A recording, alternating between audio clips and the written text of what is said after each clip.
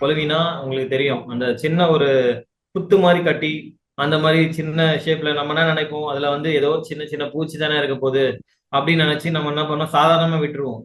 ஆனா அது உள்ள வந்து குளவி வந்து ரொம்ப ஒரு டேஞ்சரான ஒரு குளவியா இருக்கும். வந்து ஒரு இடத்துல ஸ்டோரேஜ் பண்ற இடத்துல அந்த ஸ்டோரேஜ் பண்ணி வச்சிருப்போம், ரொம்ப நாளா க்ளோஸ் பண்ணி வச்சிருப்போம்.